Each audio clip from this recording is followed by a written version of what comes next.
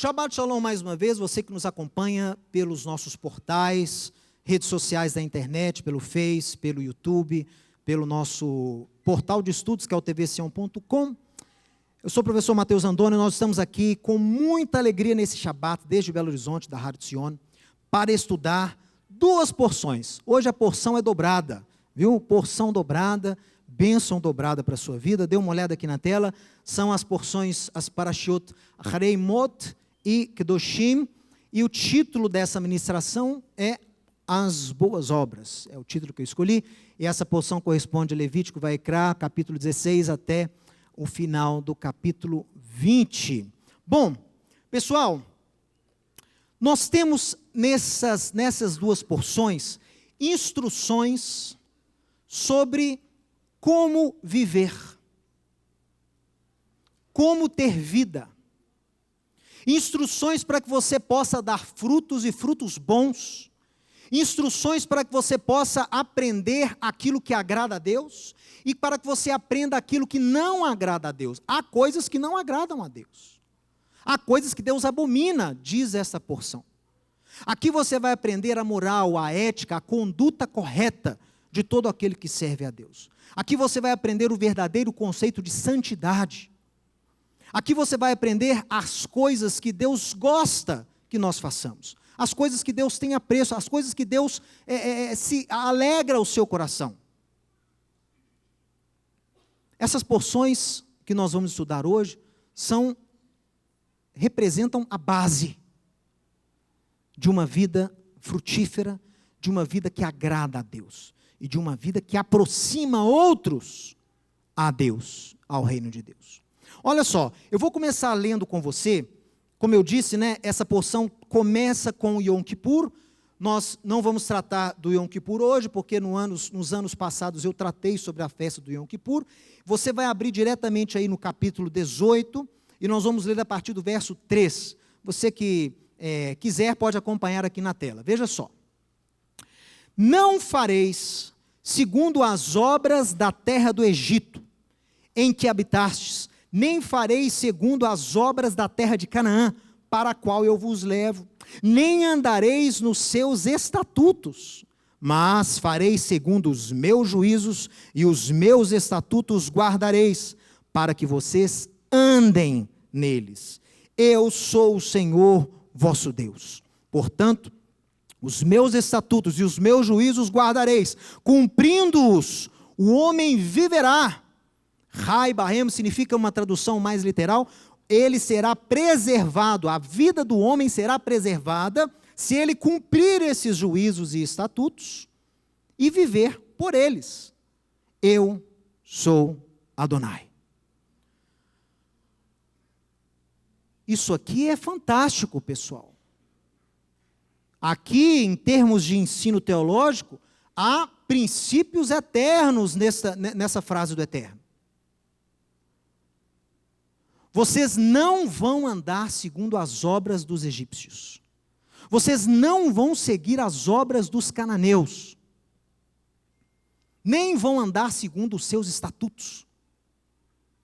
Vocês vão seguir os meus juízos, os meus estatutos, os meus preceitos, as minhas leis, para que vocês andem nelas, e andando, guardando-as, vocês vão ter a vida o quê? Preservada. Vocês vão viver por eles. O profeta Abacuque declara, o justo viverá pela fé. Fé no original emuná, o verbo lehamin, significa o quê? Permanecer fiel. Ser fiel a. Nós somos fiéis a Deus, e se formos fiéis aos seus estatutos e juízos da forma correta, esses juízos nos farão ter vida, e vida em abundância. Por isso que Davi escreve que a lei de Deus é boa. Por isso que Davi escreve que ele tem prazer na lei de Deus. Por isso que Deus fala a Isaac, falando, olha Isaac, eu vou te abençoar porque o seu pai Abraão foi fiel às minhas leis. E o justo vive por essas leis. Essas leis, elas podem guardar os justos. Elas preservam a vida do justo. Pessoal, preste atenção, lei não foi dada para salvar ninguém. Ninguém é justificado por obras da lei, nem pelo simples guardar da lei. As leis foram dadas para que você tenha vida, e vida de acordo com a vontade de Deus. Por isso a lei de Deus é boa. Por isso Davi tinha prazer em meditar na lei de Deus. Por isso ele fala, Belibit safante mishpater, no meu coração escondi a tua palavra, os teus juízos, para quê? Leman lortalar, para que não peque contra o Senhor. Aquele que tem a lei de Deus dentro de si, não peca contra Deus, porque ele sabe o que agrada a Deus, ele sabe o que não agrada a Deus, e a conduta certa faz parte da sua natureza, não é um esforço diário, não é uma luta diária, é natural. Paulo fala em Romanos capítulo 7, no final do capítulo, o homem espiritual tem prazer na lei de Deus. No mesmo capítulo ele fala, a lei é boa, santa, o mandamento santo, justo e bom. Ela define o que é pecado. Ela deixa você longe do pecado. Lâmpada para os meus pés é a tua Torá, a tua palavra. Luz para o meu caminho. Essa é a função da lei de Deus, te manter no caminho. Não é a lei que te põe no caminho, mas ela te mantém lá. Preste atenção. Essa porção é fantástica, pessoal. Olha, os filhos de Israel não foram salvos do Egito por possuírem boas obras de justiça. Eles não tinham a Torá lá no Egito, eles não tinham boa conduta, e nem eram um referencial para o restante das nações. O povo de Israel no Egito foi salvo pela graça de Deus, mediante o seu grande amor. Eles não foram salvos porque eram obedientes à Torá. A Torá já existia. Abraão foi obediente à Torá. E essa justiça, essa fé lhe foi imputada como justiça. A fé em Deus, a fé nas suas leis.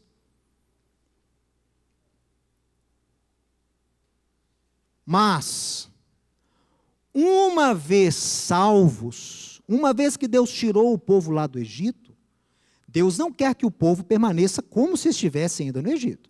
Agora que já fazem parte do reino de Deus, agora que estão entrando na Morachá, na herança de Deus, devem ajustar a sua conduta, devem ajustar a sua vida, de acordo com boas obras. Olha aqui, uma vez salvos, o Eterno ordena para que o povo de Israel vivesse como nação santa, reino de sacerdotes. Olha o que Deus fala lá em Êxodo capítulo 19, verso 6. Para o povo, Israel, se vocês guardarem os meus preceitos e guardarem a minha aliança, vocês serão para mim como Goi Kodesh, nação santa, Mamlechet Kohanim, reino de sacerdotes, representantes e embaixadores de Deus na terra.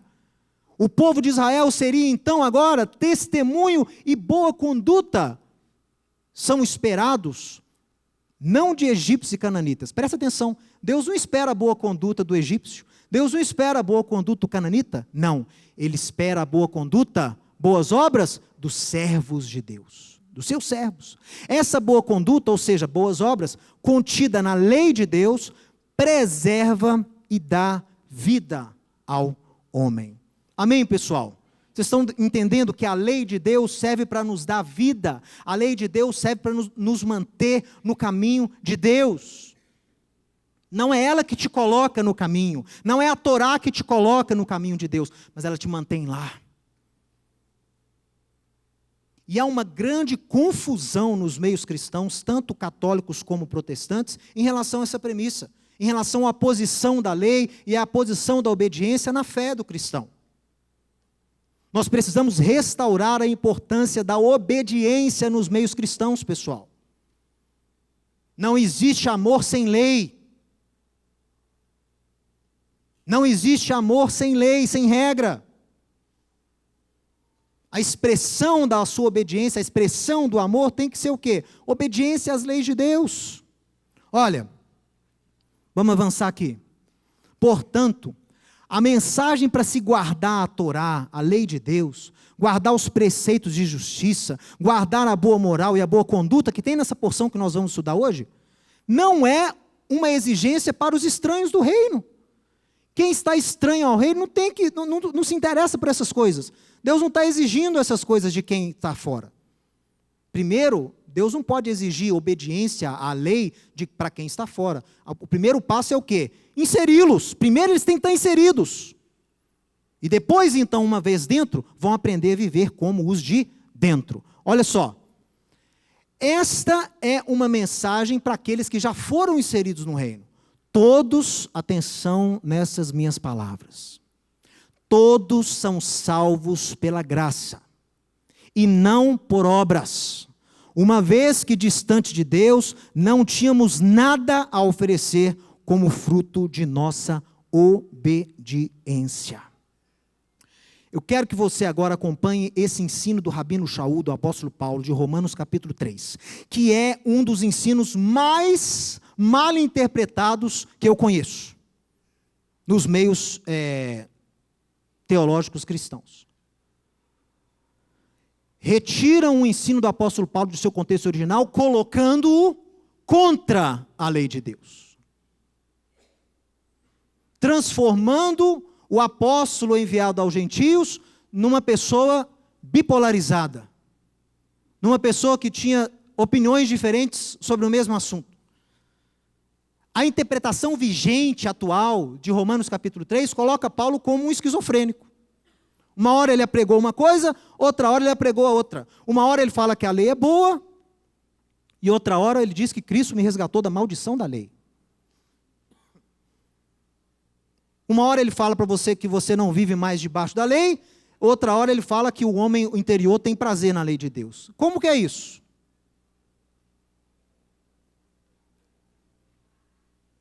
Será que ele realmente prega o que falam por aí? Que Yeshua veio e cumpriu toda a lei, então você agora não precisa guardar nada?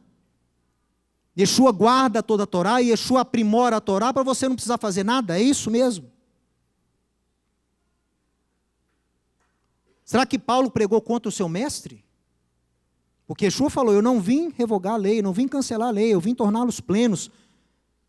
Ah, mas tornar pleno quer dizer que ele cumpriu, não precisa cumprir. Errado, porque ele continua no capítulo 5 dizendo que nem um tio, nem um iudo da Torá vai passar até que passem céus e terra.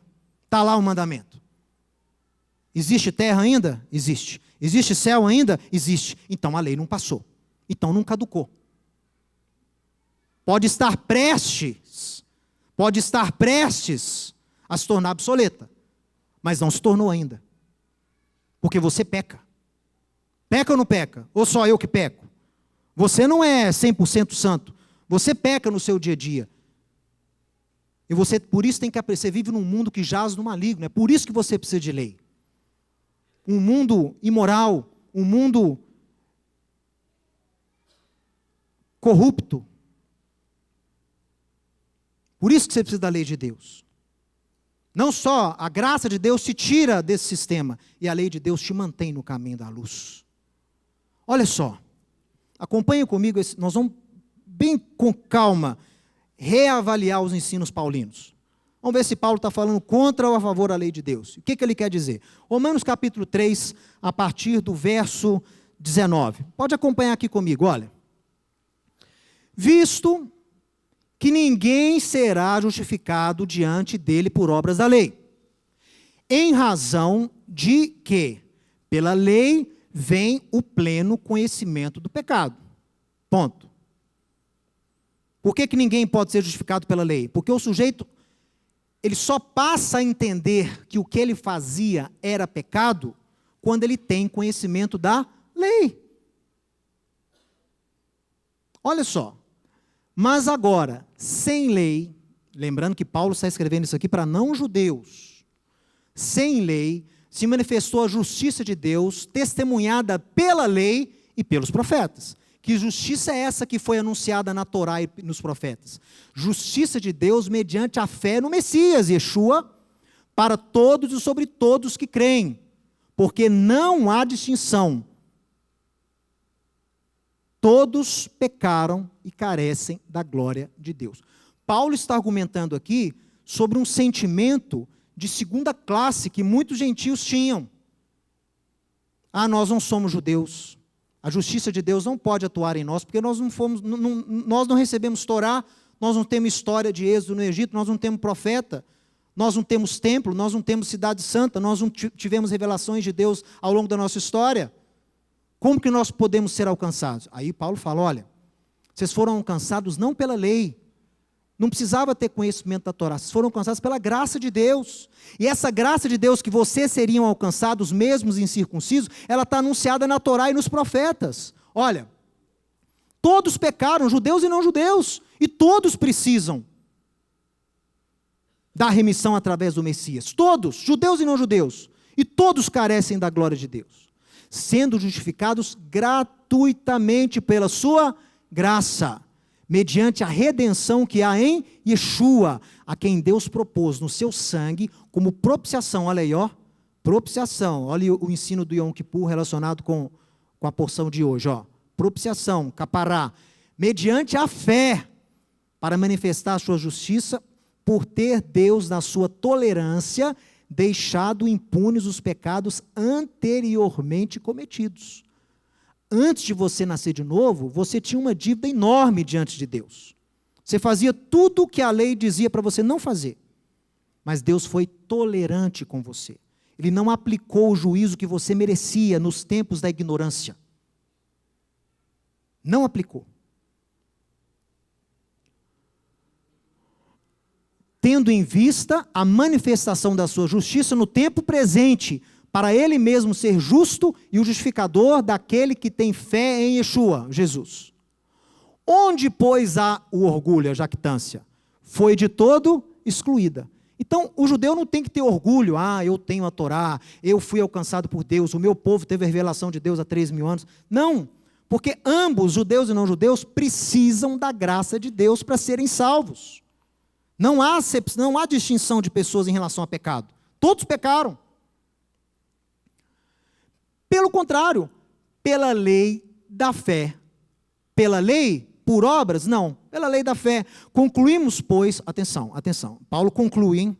Concluímos, pois, que o homem é justificado pela fé, independentemente das obras da lei. A pessoa não precisa estar guardando a lei para ser alcançada pela graça de Deus.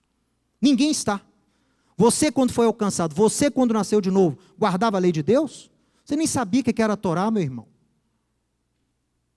Você, quando foi alcançado, você não tinha nada para oferecer a Deus, você estava zerado. Aliás, você estava negativado. Você estava em dívida com Deus. Você estava negativado. Diante de Deus, você estava negativo. Seu nome estava no Serasa espiritual, no Serasa celeste. Olha que coisa horrorosa. Por que seu nome estava lá? Porque você era devedor. Devedor você era. E sabe o que Deus fez para você? Ao invés de vir e te cobrar a conta com juros e correção, sabe o que Ele faz? Sabe o que Ele faz? Quando você se arrepende, quando você toma posse do sacrifício do seu ungido, do seu filho, pelo sangue derramado pelo seu filho no madeiro, quando você se arrepende e entrega a Deus a sua vida, Ele te recebe sem um tostão furado no bolso. Rasga a sua dívida e fala, entra no meu deleite, entra no reino, meu servo, meu filho. É isso que é a graça de Deus. Ninguém é salvo por obras da lei. O alcance de Deus às nações não é mediante a Torá. É pela sua graça.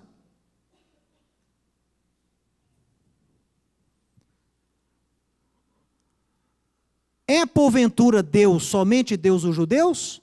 Não é também dos gentios? Se alguém tivesse que ser justificado pela lei, o gentio não tinha chance de entrar no reino, porque ele não teve Torá. Então por isso que Paulo fala, não, é Deus também dos gentios. Deus é um só, meu amigo, o qual justificará por fé. Isso aqui é interessante. Deus justificará por fé o judeu e mediante a fé o incircunciso. Justificar por fé dá a ideia para a gente de algo que o judeu já tem. Então o judeu tem que trabalhar com algo que ele já tem, ele já recebeu desde Abraão e tem que trabalhar nisso. Justificar mediante a fé indica uma ação, é alguém que recebeu aquilo agora, não faz parte da história da pessoa, a pessoa recebeu agora a fé em Yeshua. Então tem que trabalhar também com essa fé. Anulamos... peraí. Agora Paulo conclui o capítulo 3, gente. Vamos ver a conclusão que o apóstolo dá para o capítulo 3?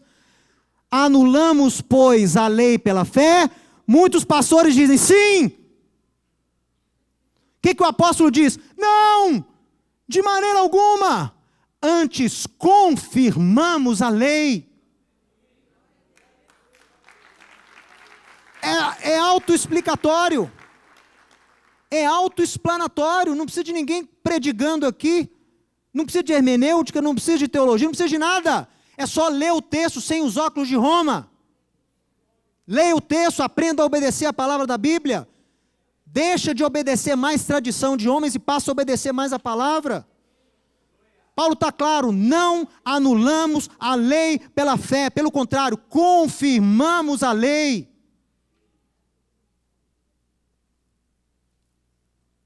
Vou voltar com os óculos, mas esses não são de Roma.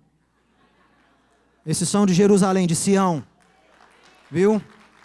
Olha. Avança um pouquinho aí no apóstolo Paulo, vai para o capítulo 4, verso 9. Visto que dizemos, a fé foi imputada para Abraão para a justiça. Como, pois, lhe foi atribuída? Como é que Abraão recebeu a fé?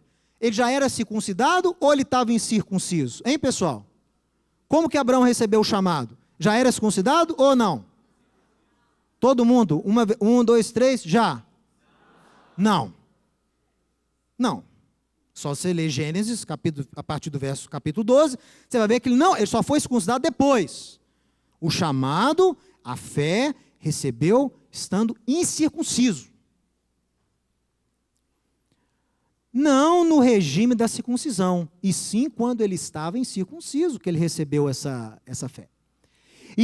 Aí sim, depois que ele foi chamado, depois que ele adentrou no espectro divino de salvação do mundo, ele recebeu o sinal da circuncisão como selo, para selar algo que ele já tinha.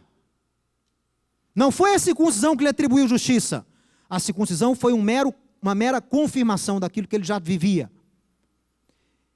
Que teve quando ainda era incircunciso, o selo da justiça da fé. Então, olha só, Paulo chama... gente, atenção aqui. Olha aqui para a tela. Você que está me assistindo agora na internet, presta atenção. Para o judeu, a circuncisão, segundo o apóstolo Paulo, é selo da justiça da fé. É por isso que eu circuncido meu filho.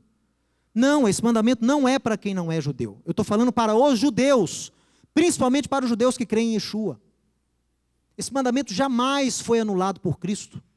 Assim como vários outros, a maioria não foi anulado. Os mandamentos que não cumprimos mais são mandamentos que incluem a presença de um templo em Jerusalém. São mandamentos que existiam na ausência de um tribunal de justiça. Todos os outros, o judeu messiânico guarda como judeu. Porque a circuncisão dos nossos filhos é a confirmação, é o selo da fé que temos, que carregamos de Abraão.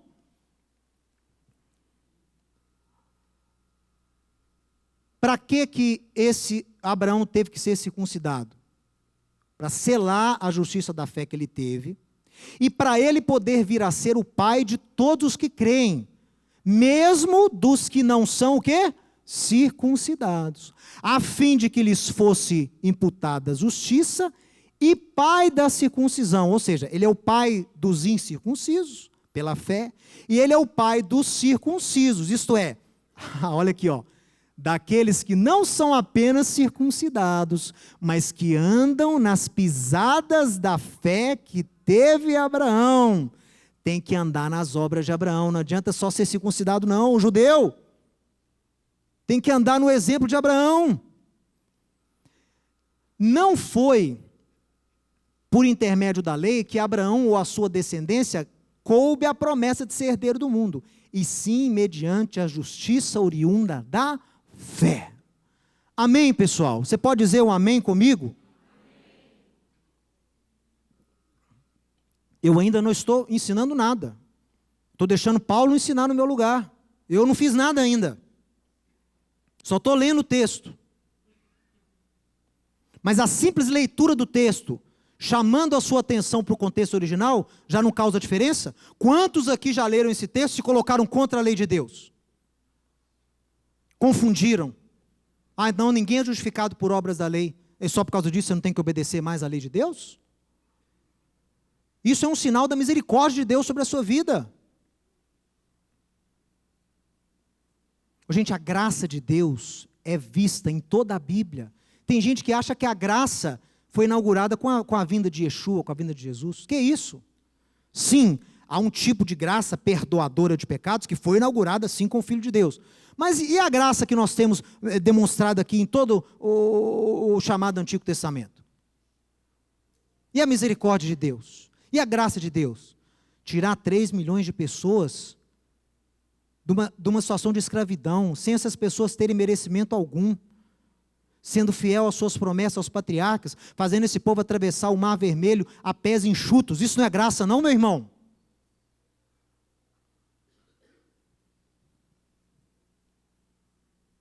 Escolher para si um rei desconhecido, rejeitado pelos irmãos e pelo pai, que a gente não sabe nem quem foi a mãe, e transformar esse rei no maior rei que Israel já teve, a ponto de chamá-lo de protótipo de Messias, o homem segundo o coração de Deus, a ponto do Messias ser chamado filho dele, filho de Davi. Isso não é graça não, meu irmão? Um homem que dos 10 mandamentos quebrou 9, e ainda assim é considerado o homem segundo o coração de Deus. Sabe por quê?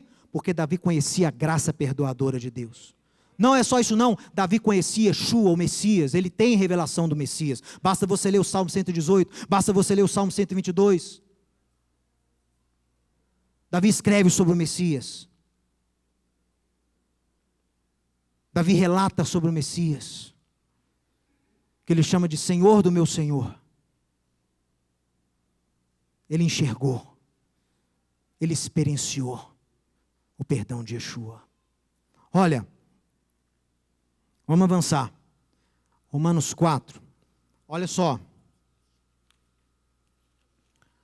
Pessoal, concluindo, o ensino da lei de Deus, para que você ande em boas obras, ele é específico para aqueles que já foram alcançados.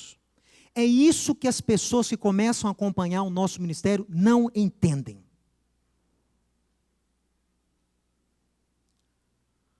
Para os que já são do reino, para os que já são do corpo, há mandamentos específicos. E há ordem de mandamentos. Você tem que começar com um tipo de ensino, você tem que desenvolver esse tipo de ensino, e você tem que aprimorar esse tipo de ensino, para quem já é salvo. Para quem não foi alcançado ainda, a didática, o ensino, a mensagem é completamente outra.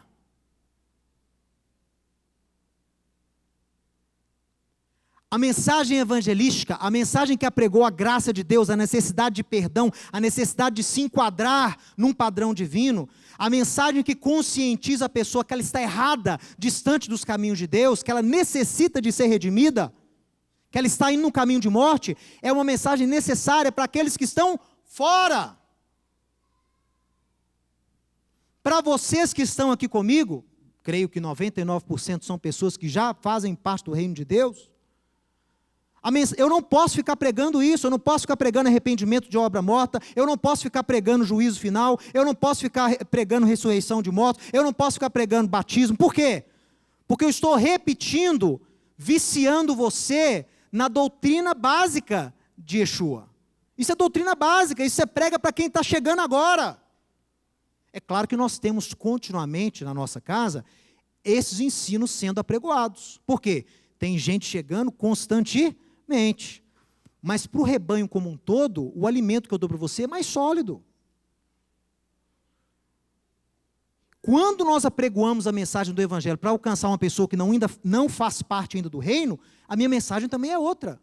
Meu irmão, é só você comparar a mensagem de Yeshua com a mensagem de Paulo. E Yeshua prega para o povo de Israel. Povo que já sabe o que é Torá, povo sabe quem é Deus, o povo que já não cometia idolatria nos dias de Yeshua. Não tinha pecado de idolatria em Israel. Tinha muitos outros, mas idolatria não tinha.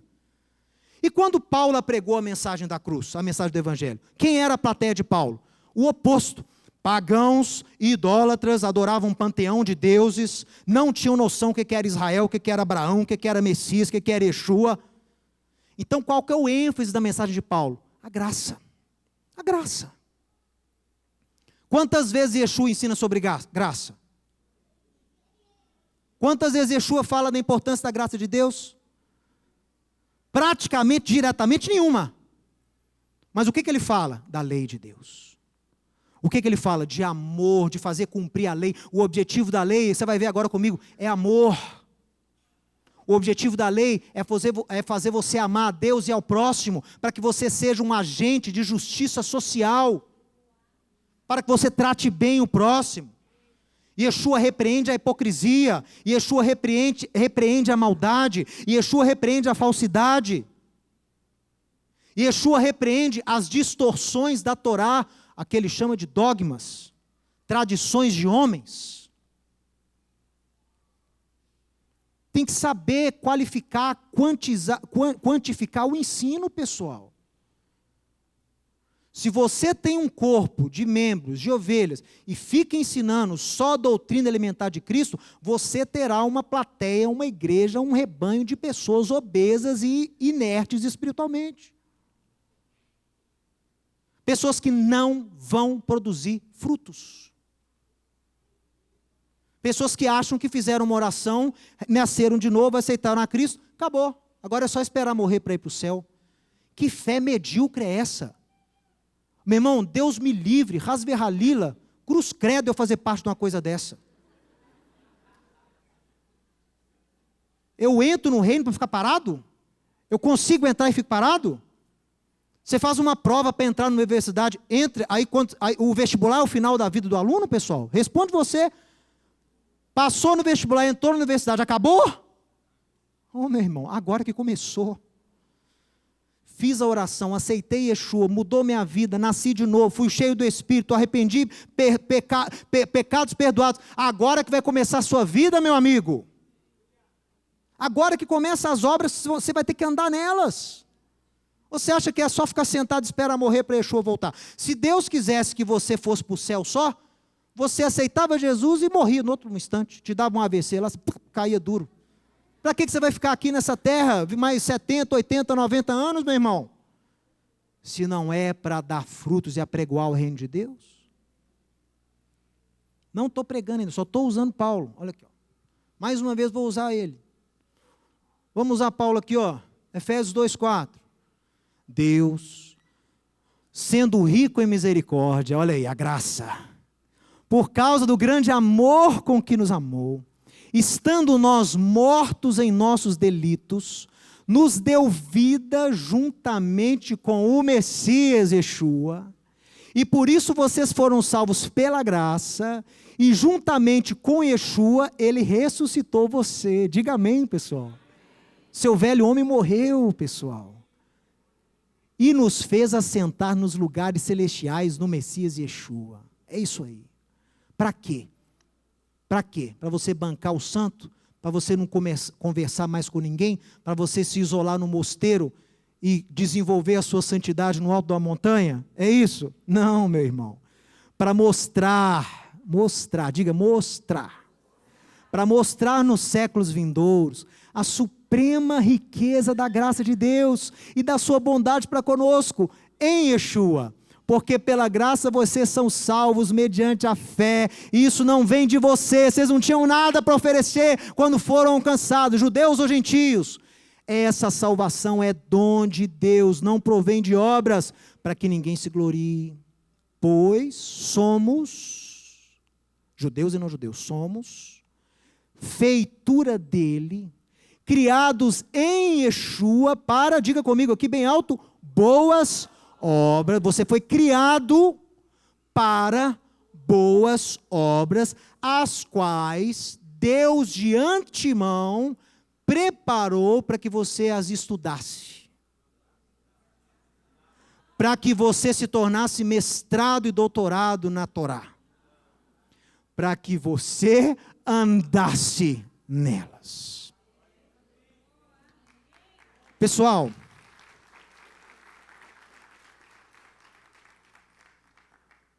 quais são essas boas obras que Deus já criou.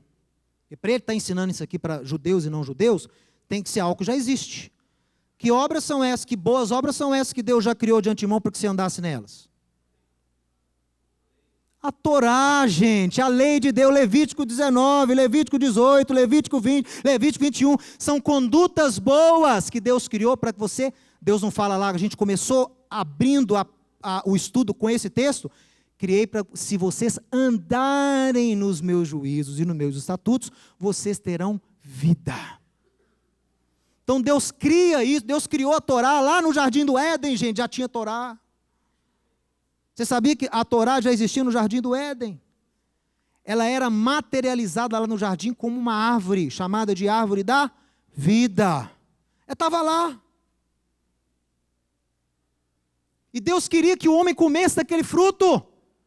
Mas no tempo certo, o que acontece? O homem desobedece a Deus, come do fruto de uma outra árvore que não era para comer, e aí se desqualifica perante Deus. Não podia ter Torá naquela hora não, meu irmão. Se Adão tivesse contato com a Torá de Deus naquela hora, seria um caos. Por isso que a Torá só é dada milhares de anos depois ao povo de Israel no Sinai, em forma de mandamentos, estatutos.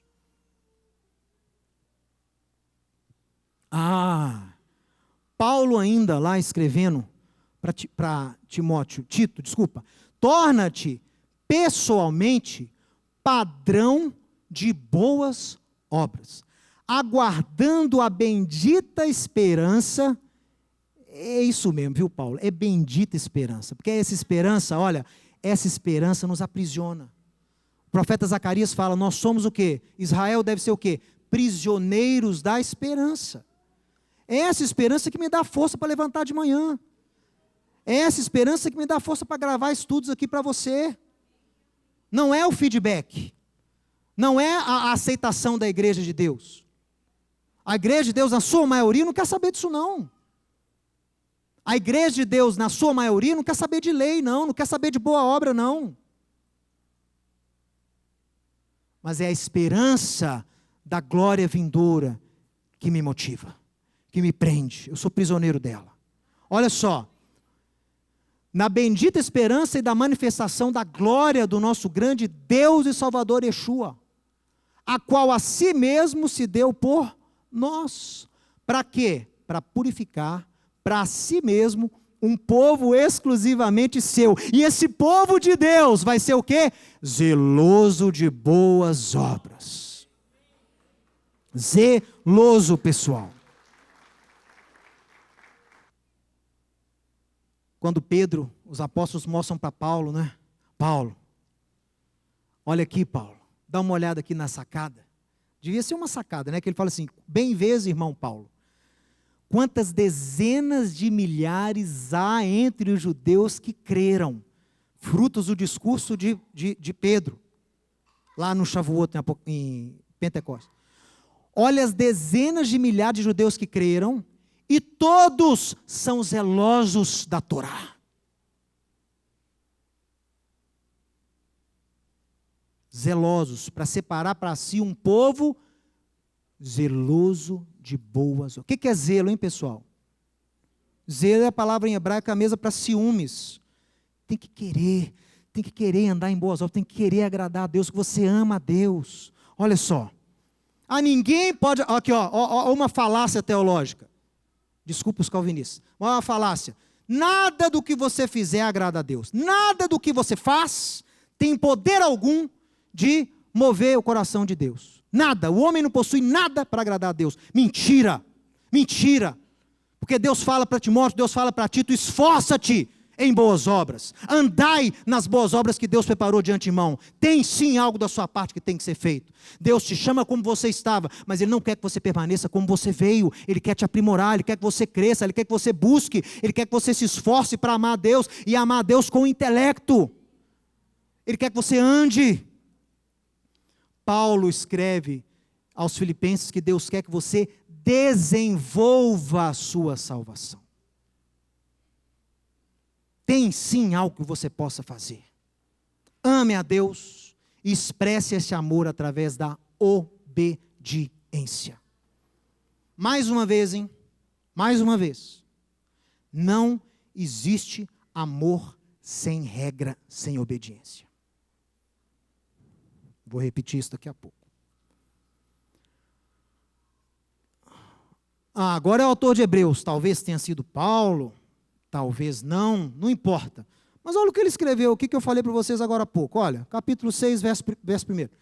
Por isso, vamos pôr à parte, vamos deixar de lado um pouquinho os princípios elementares da doutrina de Cristo.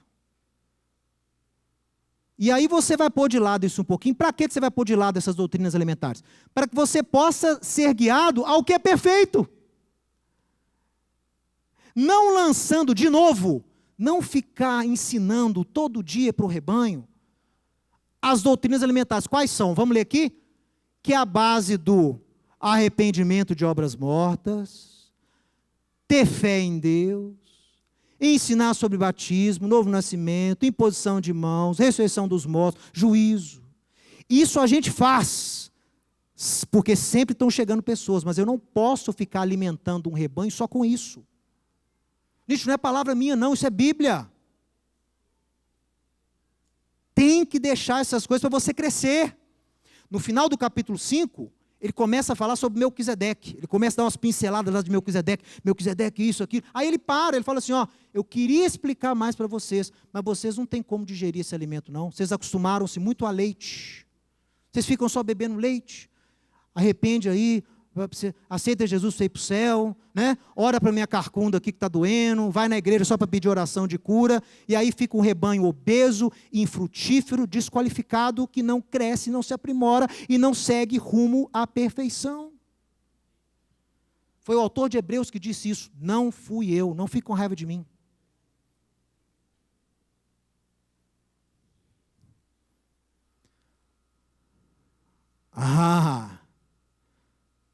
Agora é a carta que Lutero chamou de epístola de palha, né? É palha, é epístola de palha. Por quê? Dá uma olhada aqui. Meus irmãos, Tiago 2,14. Qual é o proveito se alguém disser que tem fé, mas não tiver obra? Pode uma fé dessa sem obra salvar alguém? Se o irmão ou a irmã estiverem escarecidos de roupa e necessitados de alimento do dia a dia, e qualquer um de vós vai e diz assim para a pessoa, vai em paz, irmão, aquece aí, né, que Deus te farte, sem contudo você dar o necessário para o corpo, qual é o proveito disso?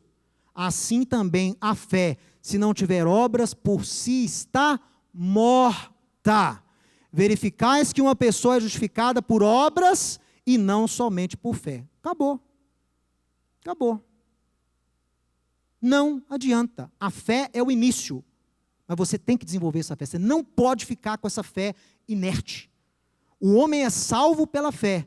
Mas ele alcança o galardão, ele tem que ter obras. Não foi Yeshua mesmo que disse que aquele que não tiver fruto, não der frutos, ele vem e corta? Não fui eu que disse isso.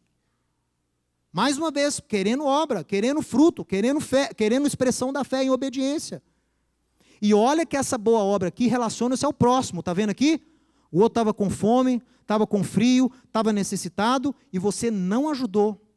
Você crê em Deus, você ora em língua, você estuda a Torá, você fala hebraico, mas você não dá a mínima para o próximo. Você não ajuda em nada, você não faz obra social alguma, você só preocupa-se com a sua barriga, com o seu ventre.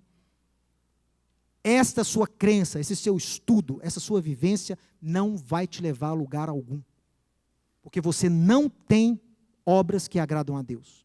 E as boas obras que a Torá prescreve, as boas obras que o autor, que Tiago prescreve, são obras que relacionam-se não a mandamentos que você só obedece a Deus, são mandamentos que relacionam você com o próximo.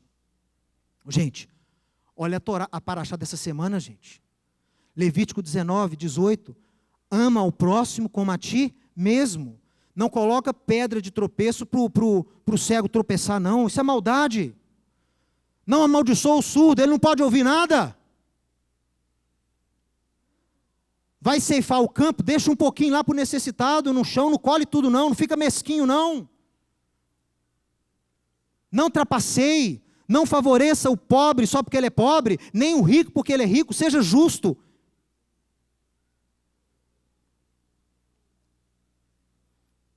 Ame o estrangeiro. Ah, pessoal.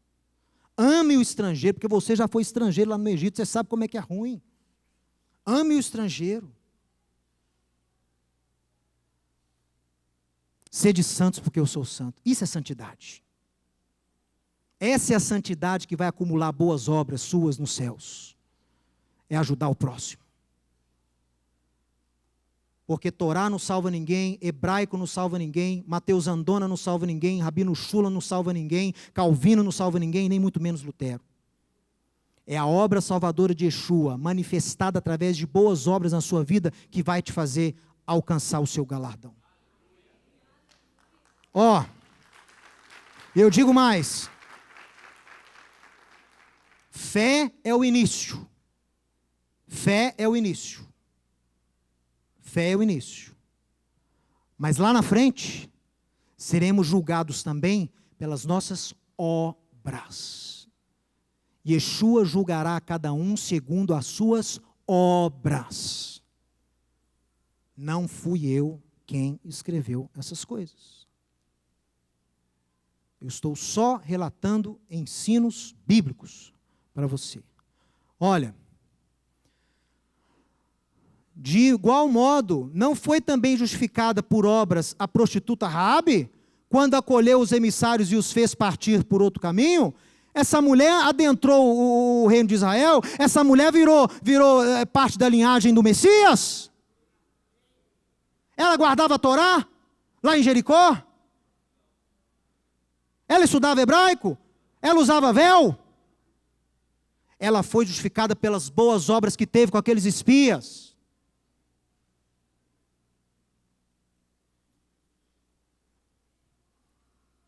Porque assim como o corpo sem espírito é morto, a fé que não tem obras morre.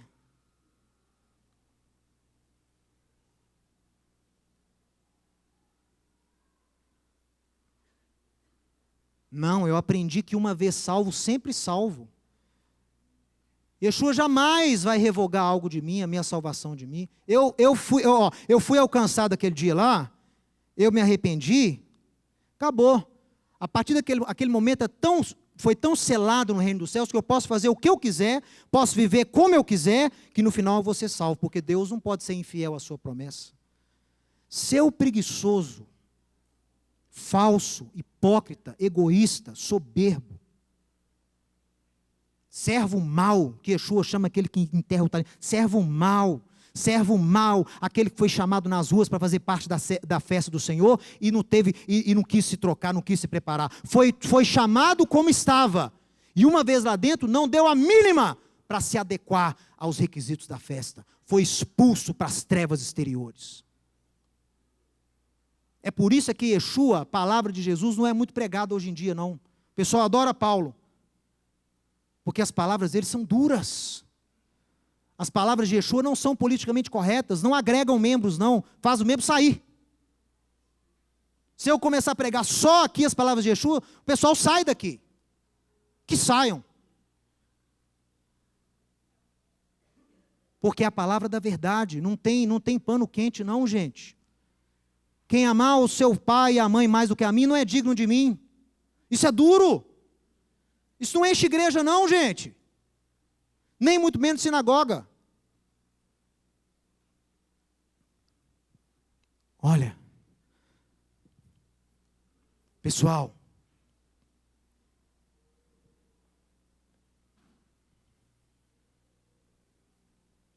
não existe amor sem obediência.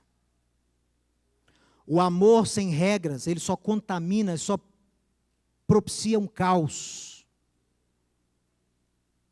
O mundo anárquico é um mundo caótico. O mundo sem lei é um mundo caótico. Uma igreja sem lei é uma igreja caótica. Tem que ter regra. Olha esses mandamentos das porções de hoje. São regras para você expressar o seu amor. Os psicólogos aí que gostam daquele, como é que chama o famoso lá do Canadá, Jordan Peterson. O cara é um psicólogo excelente, trata com famílias, escreveu um livro sobre as regras, 12 regras para você, educar bem os seus filhos. Uma dessas regras, a quinta regra, se eu não me engano, ele diz, olha, Jamais deixe o seu filho fazer alguma coisa que faça você amá-lo menos. Nunca deixe o seu filho fazer algo que faça você amá-lo menos. É o que Deus fala para nós.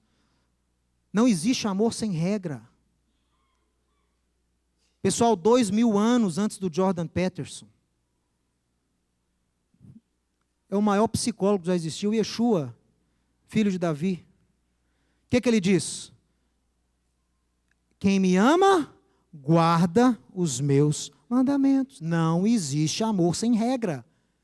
Não existe amor sem mandamento, sem obediência, não existe. O amor só como sentimento não vale nada. Não acredita nos Beatles, não. All you need is love. Que all you need is love? Precisa de amor engajado dentro de um contexto de leis e parâmetros e regras. Não existe sociedade sem lei, não existe amor sem limites. E aí entra a Torá. Aí entra a Torá para você delimitar, para você margear o seu amor. Quem me ama, guarda os meus mandamentos.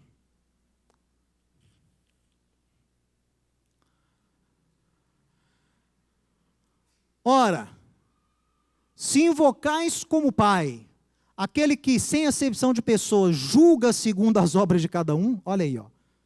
Pedro está falando para não-judeus, ensinando para eles. Deus julga segundo as obras, pessoal. Portai-vos com temor durante o tempo da vossa peregrinação. Pode viver como bem entender? Eu recebi palavra de vida, eu recebi profecias. Então vai ler Ezequiel 33, tá? Não vou falar agora não. Vai ler na sua casa Ezequiel 33, você vai ver 2 sujeitos lá, tidos como exemplo. Um que recebeu palavra de vida e o outro que recebeu palavra de maldição da parte de Deus. Vai ver o que aconteceu com os dois. Lê lá na sua casa, Ezequiel 33. E o amor é este, olha o que o João escreve. Qual é o amor de Deus para nós? Vamos ler todos juntos? Que andemos segundo os seus... Existe amor sem mandamento, meu amigo?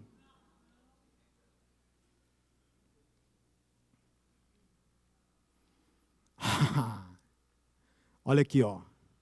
Essas são palavras de Yeshua duríssimas. Olha o que ele diz para a igreja, essa aqui é Éfeso. Conheço as tuas obras. Ele não falou, conheço a sua teologia.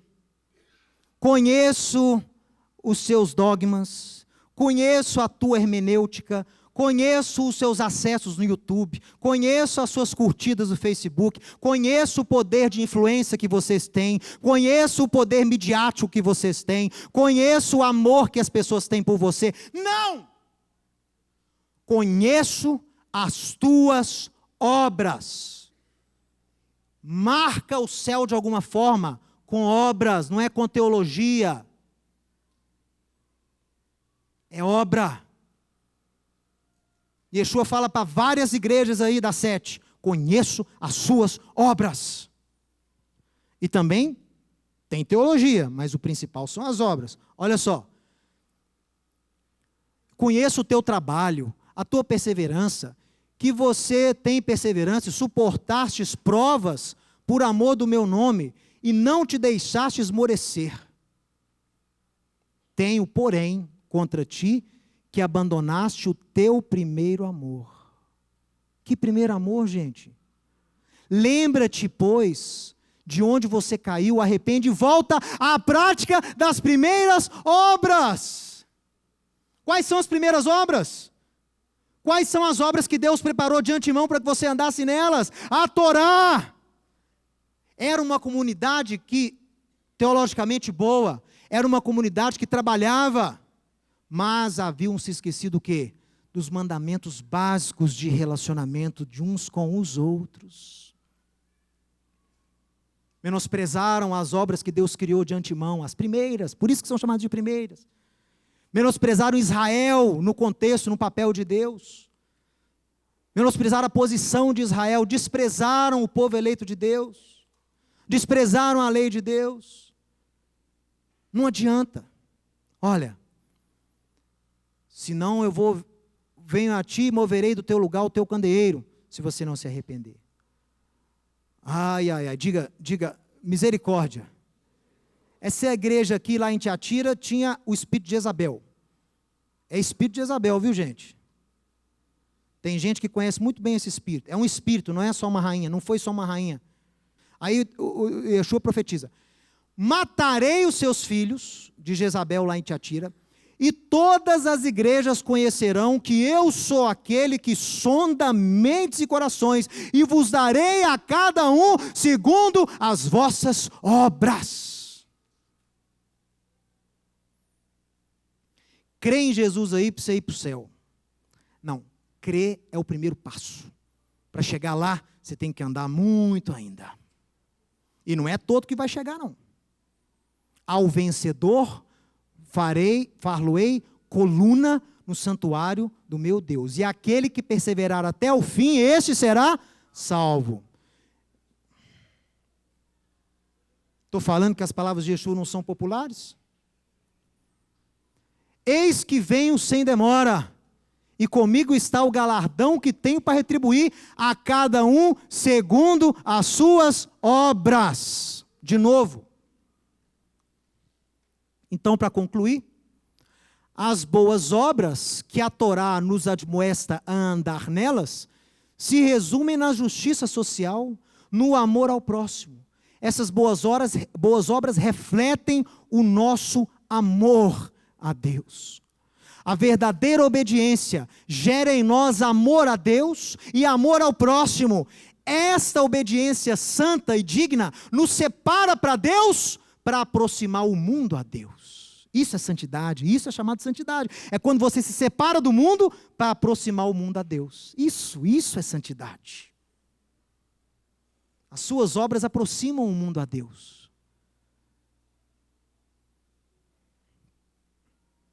O verdadeiro movimento da restauração é baseado na restauração do amor e da justiça social, na prática das primeiras obras, as quais são listadas nestas parashiot e se baseiam no tratamento do homem com o seu...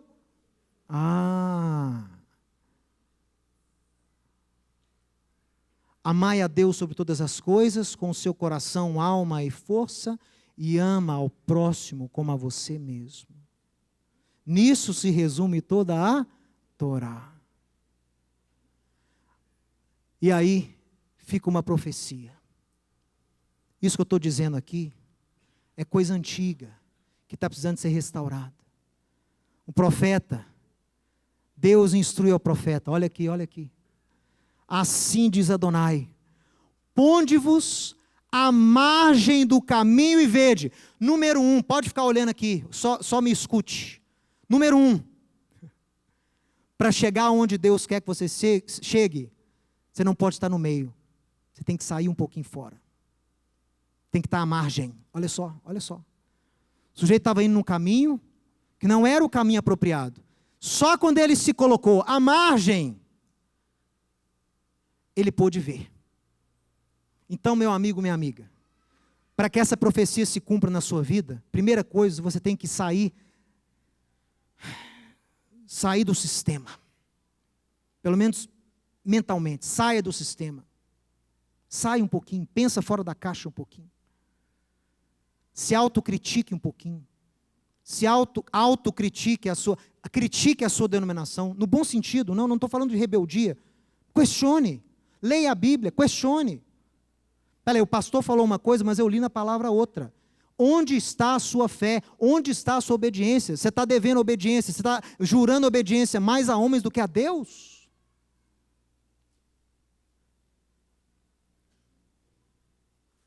Os protestantes declaram lá os 5 solas, sola a escritura, sola a graça, mas será que é realmente só a escritura que está regendo esse povo aí?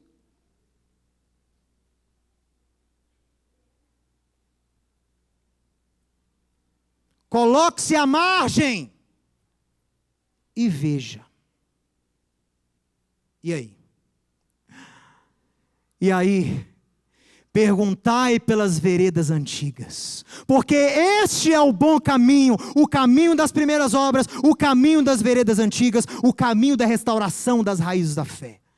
E não só pergunte por eles. Você está buscando, não está?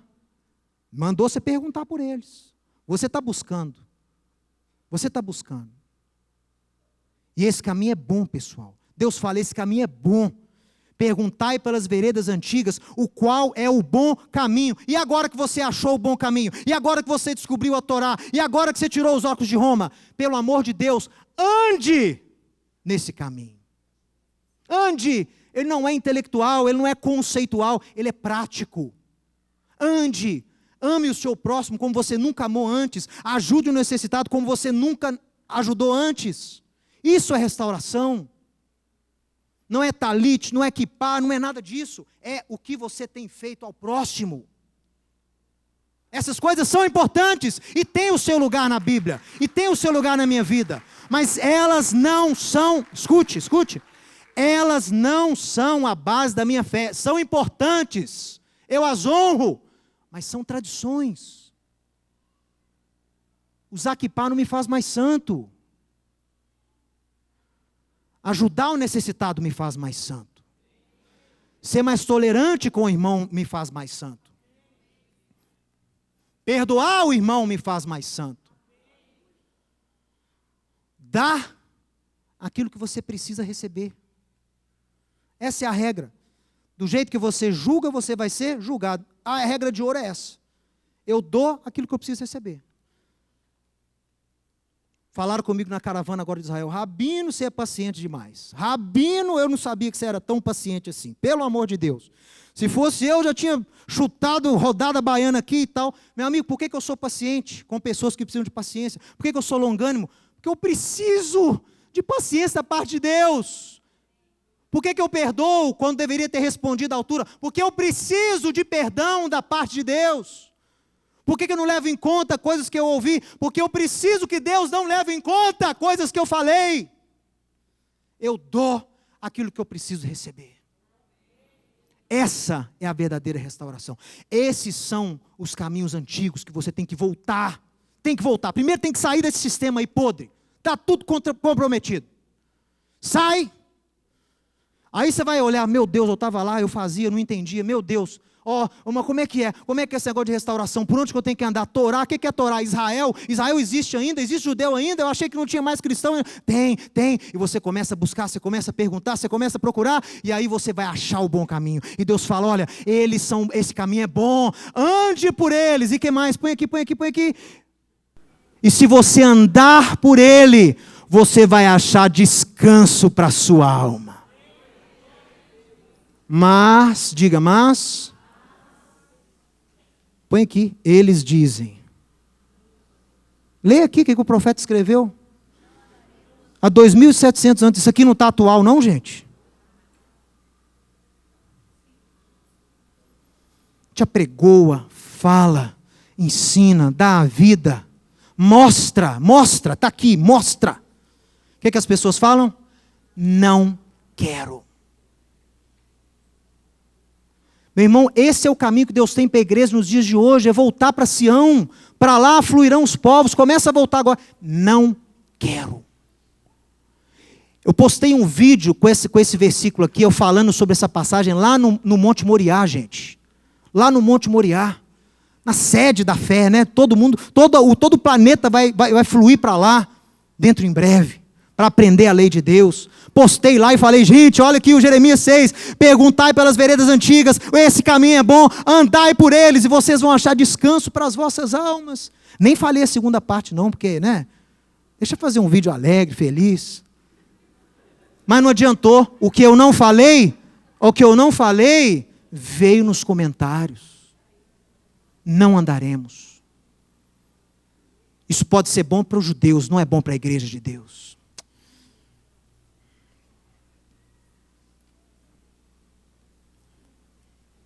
Mas a gente exerce amor, a gente exerce tolerância, a gente é paciente, mas às vezes é preciso banir também. Às vezes tem que banir, porque a pessoa não exagera. Às vezes a discordância vem com ofensa, aí não. Você pode discordar, mas ofender não. Na minha casa não. na minha página, no meu site, no meu perfil, vai me ofender lá dentro? Que é isso? Aí não.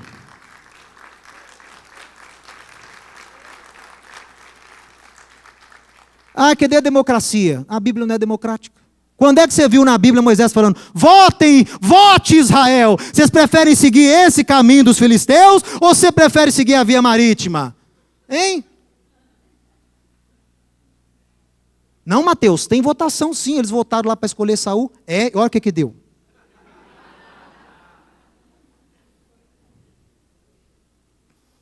Todas as vezes na Bíblia que Deus abriu para o povo escolheu errado. Tá bom? Então não tem democracia aqui não, que tem a palavra de Deus. Que tem palavra de Deus. Mas eu estou muito bravo, tenho que terminar mais feliz. Então eu termino dizendo, restauração já, em nome de Yeshua. Amém. Se você gostou e foi abençoado com esse estudo, inscreva-se em nosso canal do YouTube. Considere também ser um mantenedor do trabalho do Ensinando de Sião no Brasil, Israel e no mundo. Doações e contribuições podem ser feitas através do link na descrição desse vídeo. Um grande abraço e shalom, shalom.